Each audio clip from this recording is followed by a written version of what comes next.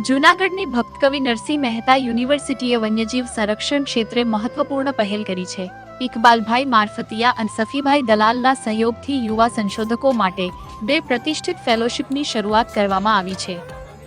Centre of excellence for wildlife and conservation studies દ્વારા સંચાલિત આ ફેલોશિપ હેઠળ દરેક પસંદગી પામેલા સંશોધકને 12 મહિના માટે કુલ ₹1,20,000ની આર્થિક સહાય આપવામાં આવશે.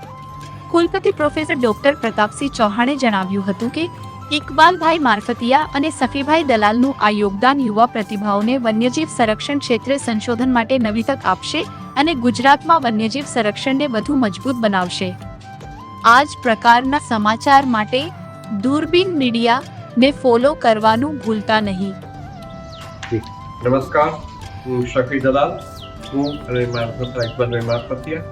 અમે આજે ભક્તકવિ નરસિંહ મહેતા યુનિવર્સિટીની વાઇસ ચાન્સલર સાહેબની મુલાકાત આવેલા હતા. એ મુલાકાતના શ્રી ડૉક્ટર નીતિશ સર અને શબનમબેન છે, જે વાઇલ્ડલાઇફ સેશન ચલાવે છે અહીંયા. એમની પ્રપોઝલ હતી સ્ટુડન્ટના ફેલોશિપ માટેની. એટલે અમને જે શિક્ષાધન પરનું અમારો જે વિચાર છે અમારા, એની પર અમને એવું થયું કે આ વ્યાજબી છે, બીજા કોઈ દાન કરતા આ દાન કરવું સારી વાત છે. એટલે અમે આજે સાહેબની સાથે પોઝિટિવલી મળ્યા છીએ. અમારાથી જે કંઈ પણ બને છે અમે પ્રયાસ રૂપે નાનકડી રકમ પણ આપેલી છે અને ભવિષ્યમાં પણ સહકાર આપતા રહેશું. આપ સૌને પણ વિનંતી છે કે આવી સારી વસ્તુમાં આપ પણ સહભાગી થાઓ. Thank you.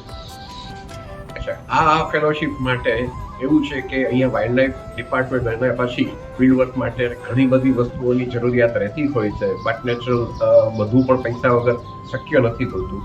એટલે અમુક લિમિટેડ સોર્સિસ હોય ગવર્મેન્ટ આગળ, એટલે પબ્લિક પાર્ટિસિપેશનથી આપણે પણ ઊભું કરવા માટે જરૂરિયાત હોય છે. એટલે કામની જે પ્રપોઝલ મળી, અમને પ્રપોઝલ પછી લાગ્યું કે આ વ્યાજબી છે. અમે શિક્ષાના એજન્ડા ઉપર જ જાજુ કામ કરીએ છીએ, એટલે યોગ્ય લાગતા અમને એવું થયું કે આમાં આપણે પાર્ટિસિપેટ કરવું જોઈએ.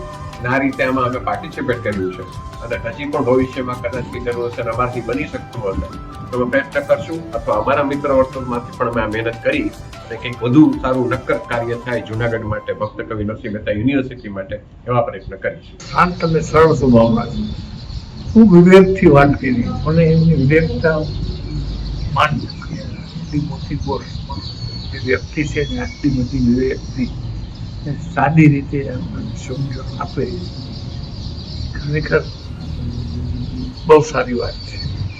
ભવિષ્યમાં આવા જૂનાગઢને મળે,